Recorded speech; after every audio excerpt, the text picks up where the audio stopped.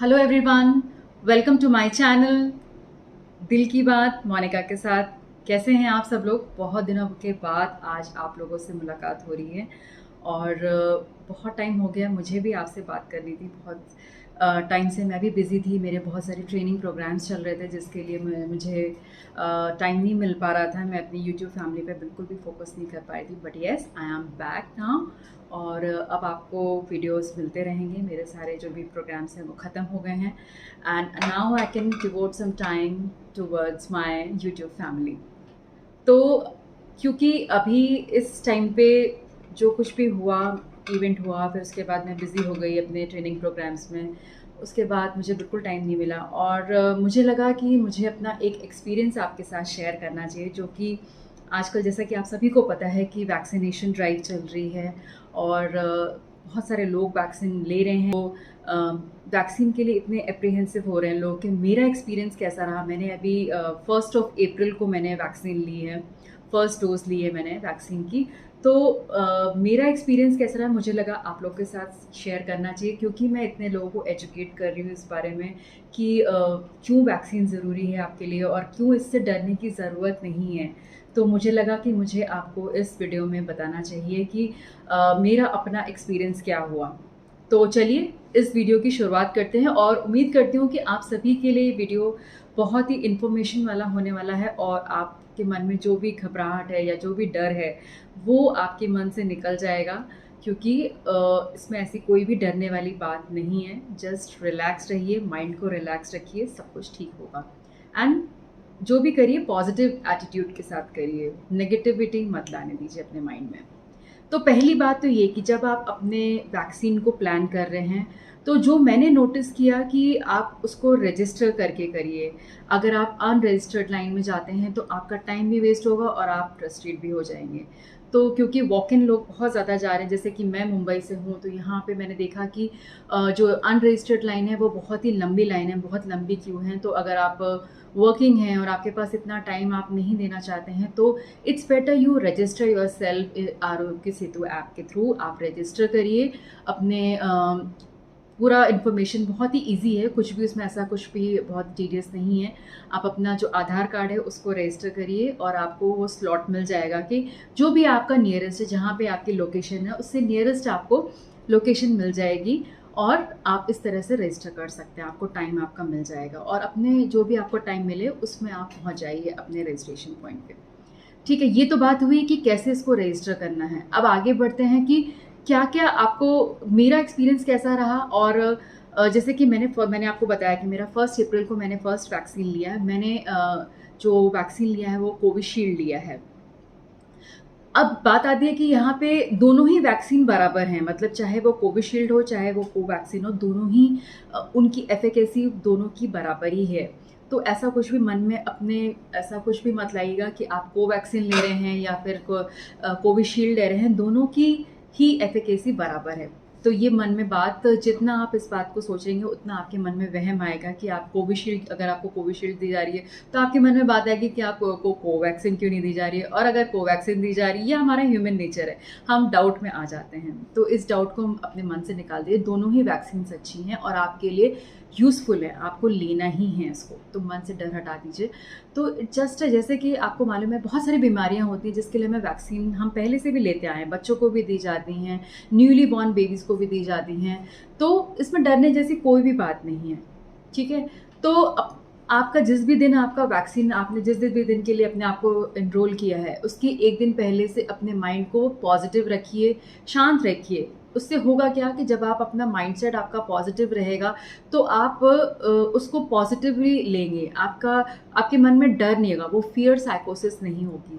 तो जैसे it just another vaccine, जैसे आपने अपने बचपन में भी बहुत सारे वैक्सीन लिए होंगे, तो ये भी एक अनदर वैक्सीन है। बस यही इतना समझिए कि इसमें डरने की कोई भी ऐसी बात नहीं है।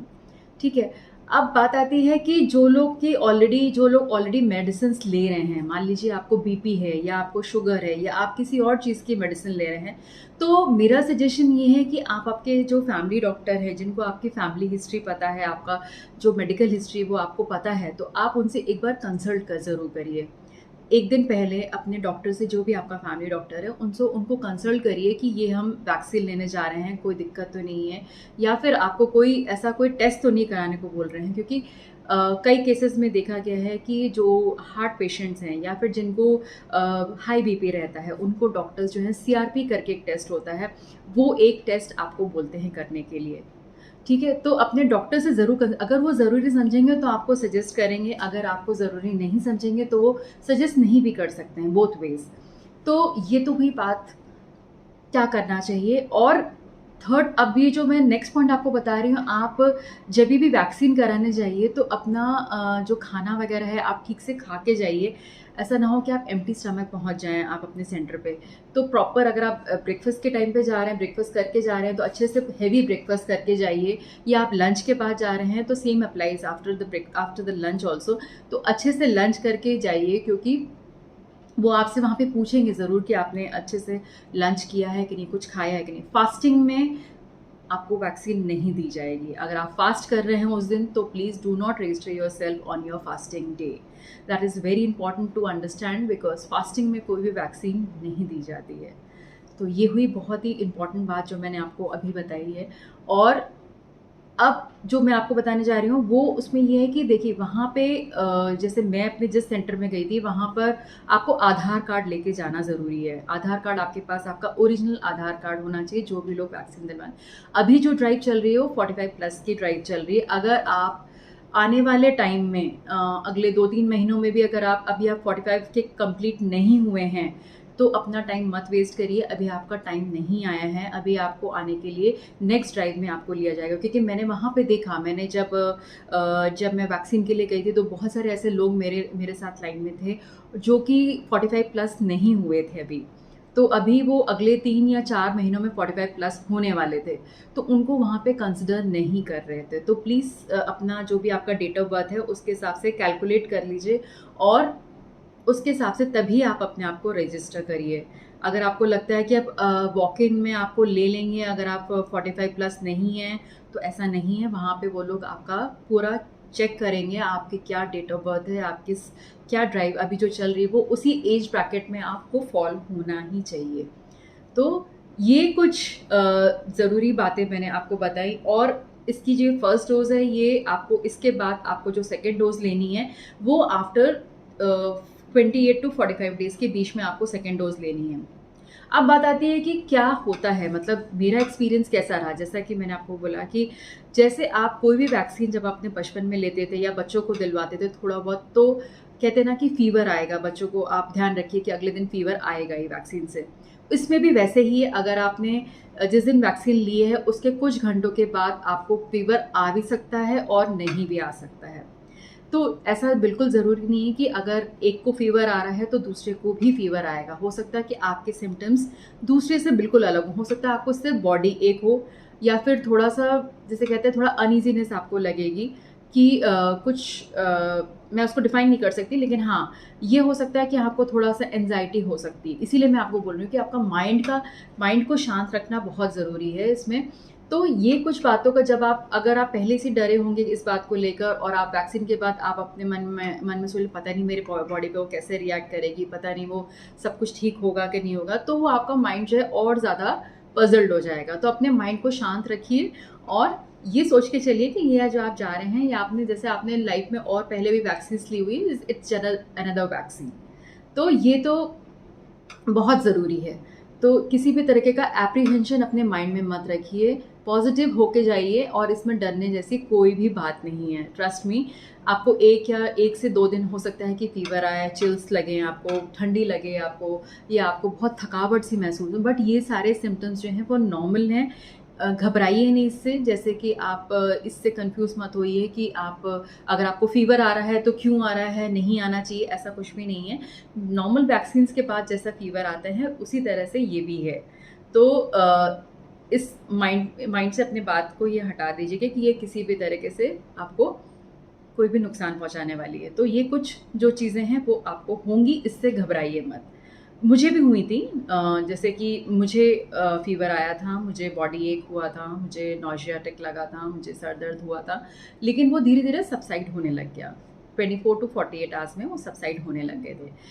मेरे हस्बैंड ने भी साथ में लिया वैक्सीन, लेकिन उनको टचवुड उनको कोई भी ऐसी प्रॉब्लम नहीं हुई, उन्होंने बिल्कुल कोई भी ऐसा उनको फील नहीं हुआ। लेकिन बॉडी टू बॉडी डिपेंड करता है कि आपकी बॉडी पे क्या चीज़ असर करती है, क्या नहीं करती है। तो इससे मत परेशान होइए कि आपके साथ क्या हो रहा है, दूसरे के साथ नहीं हो रहा है। तो इस चीज़ को आगे बढ़िए और इस वैक्सीनेशन ड्राइव को सफल बनाइए, क्योंकि जितनी जल्दी हम ये हर्ड इम्यूनिटी ले लेंगे उतना ही हमारे लिए अच्छा है, क्योंकि ये जो वायरस है वो अभी हमारे साथ चलने वाला है। और हाँ, एक और बात मैं आपसे कहना चाहूँगी कि ऐसा ना सोचिए कि आपने वैक्सीन की डोज ले ली है तो आप बिल्कुल भी लापरवाह हो जाइए, केयरलेस हो जाएं, आप मास्क ना पहने, सोशल डिस्टेंसिंग को ना फॉलो करें। ऐसा कोई बिल्कुल भी नहीं है। अभी आप वायरस गया नहीं है, वायरस अभी हमारे आसपास ही है। बट क्या है कि जैसे कि बारिश में आप निकलते हैं तो आपको जैसे आप अम्ब्रेला लेके जाते हैं बारिश में, तो ये it's just like another umbrella for you. It's a protective device कि आपको प्रोटेक्शन मिलेगा उससे, बारिश से। लेकिन बारिश अभी चल रही है, बारिश का मौसम है, यानी कि वायरस है, तो आपको सावधानियाँ वैसे ही लगानी है, वैसे ही जैसे आप पहले केयरफुल रहते थे, वैसे ही आप जो हैंड सैनिटाइज करते थे या आप जो भी आप जिस तरह के जो भी सारे प्रिकॉशंस लेते थे, बाहर से आने के बाद अपने हाथों को सैनिटाइज करते थे, वो सब आपको करना ही है। तो ये था मेरा ये एक मुझे लगा कि मुझे ये इन्फॉर्मेशन देनी चाहिए लोगों के साथ, क्योंकि बहुत सारे माइंड में बहुत सारे लोग मुझसे पूछ रहे थे, अभी भी पूछ रहे हैं कि कैसा मेरा एक्सपीरियंस रहा। तो मुझे लगा एक मैं इतने ऐसे प्लेटफॉर्म पे हूँ तो मुझे ये इन्फॉर्मेशन ज़रूर पास ऑन करनी चाहिए, और ये इन्फॉर्मेशन आई नो बहुत सारे लोगों के लिए हेल्पफुल होने वाली है।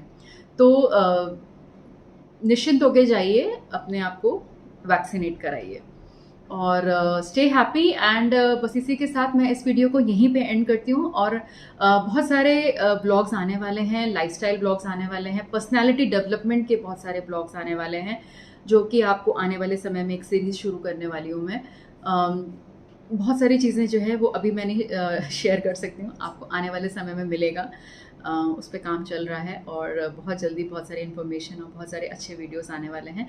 तो चलिए फिर देखते रहिए दिल की बात मोनिका के साथ में, और यूं ही जुड़े रहिए, इस फैमिली को आगे जल्दी से जल्दी आगे बढ़ाइए। और उम्मीद करती हूँ कि ये वीडियो आपके लिए हेल्पफुल रहेगा, और इसको लोगों में शेयर करिए, अपने रिलेटिव्स में, अपने फ्रेंड्स में, जो भी आपको लगता है कि इससे बहुत ज़्यादा फियर साइकोसिस में जा रहे हैं, उनको डर लग रहा है वैक्सीन लगाने से पहले, तो उनको ज़रूर ये वीडियो, मेरा अपना हैंड्स ऑन एक्सपीरियंस है, कुछ भी ऐसी डरने वाली बात नहीं है, आप जा सकते हैं सेफली। सेफ होना बहुत ज़रूरी है इस समय। तो बस आज का वीडियो यहीं तक था, और फिर मिलती हूँ मैं आपको एक और अच्छे नए वीडियो के साथ में। तब तक के लिए stay safe, stay blessed and keep on smiling.